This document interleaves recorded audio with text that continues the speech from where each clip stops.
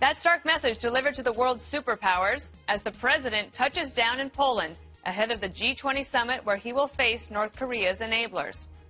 It was a little more than 24 hours ago, while Americans celebrated Independence Day, that North Korea test-launched its newest weapon, a missile capable of reaching Alaska while carrying a nuclear warhead. The Pentagon noting this is like nothing they have ever seen from the hermit regime. Earlier today, U.S. Ambassador to the United Nations Nikki Haley addressed an emergency meeting of the UN Security Council, leveling a warning to North Korea's backers. Make no mistake, North Korea's launch of an ICBM is a clear and sharp military escalation. The United States is prepared to use the full range of our capabilities to defend ourselves and our allies. There remains more that the international community can and must do. We will look at any country that chooses to do business with this outlaw regime. The world is on notice. If we act together, we can still prevent a catastrophe. We will not repeat the inadequate approaches of the past that have brought us to this dark day.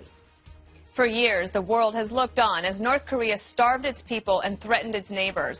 Now that the rogue regime has become a clear and present threat to the U.S. mainland, it looks to be President Trump's problem to solve.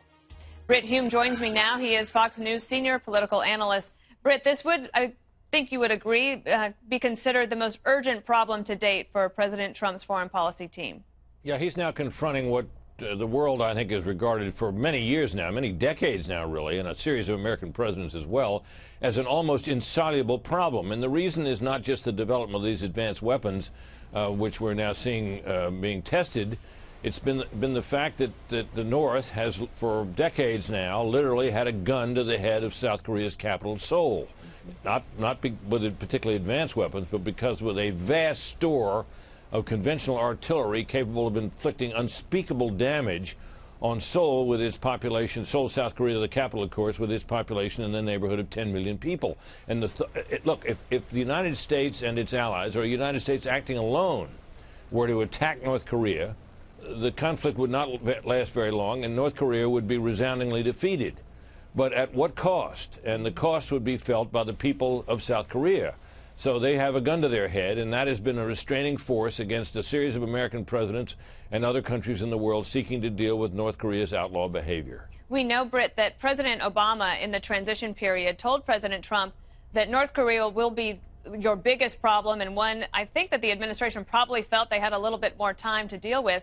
But based on your experience in covering White Houses, what do you think is happening inside the White House now? The president just leaving on a foreign trip today to Europe, where he'll be meeting with the G20. So obviously North Korea will be discussed. But back at the White House, what are the options that they're looking at? Well, that's always been the question. What are the possible options? Obviously, it would be wonderful if China were to say, gee, you know, we're now part of the big international trading system. We've got interests all over the world now. We have a very important trade relationship with the United States and other countries, and we really can't afford to have this outlaw regime under our care behaving the way it is, and we're going to move against them because, you know, North Korea is already heavily sanctioned by nations all over the world, including the United States.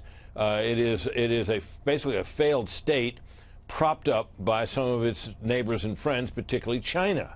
Right. So if China were to be able to, could be brought fully to bear, which has yet to happen under any president, something might come of that would be short of military action. If that is not to happen, and it does not look like it is happening, despite some early hope that it might be, then the question gets much more difficult because, you know, obviously we have the weaponry. And we, I suppose, could try to impose additional sanctions on North Korea.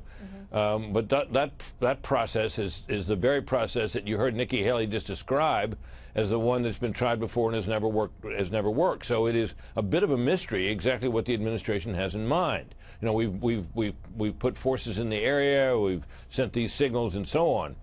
But what happens if you actually use them? And that is where, of course, the question of the potential damage to Seoul and its millions of people comes into play. And I've never heard anybody articulate a strategy, a military strategy, that could get around that problem. Earlier today, I was reading some of the notes that you had sent in, because a lot of people wonder, what in the heck is going through Kim Jong-un's mind? Is he crazy? You don't think that he's crazy. You actually think something else. I don't think he's crazy, and I don't think his predecessors were crazy either. This is a dictatorial state that has, in all respects except possibly military, has failed, but it has been able to blackmail the rest of the world into allowing it to continue along its way and propping it up by virtue of the fact that it holds, the country of South Korea hostage because of the military arrangements and the geography there. Seoul is a very short way, South Korea, from the border there, where all this artillery is massed. Yeah, millions of people living there. Exactly. Population in the Seoul area estimated at 10 million, and if you count the whole region, many millions more. So this is a very vulnerable situation, and we simply don't have the armaments that I know of that would be capable of we could take out a lot of their artillery, no doubt about that. We could do that. But whether we could prevent a devastating attack on Seoul is a question that's been answered in the negative every time I've ever heard it asked. Well, they'll certainly be talking about it this week, and we'll be checking in with you. Brit Hume, thank you so much. Thank you, Dana.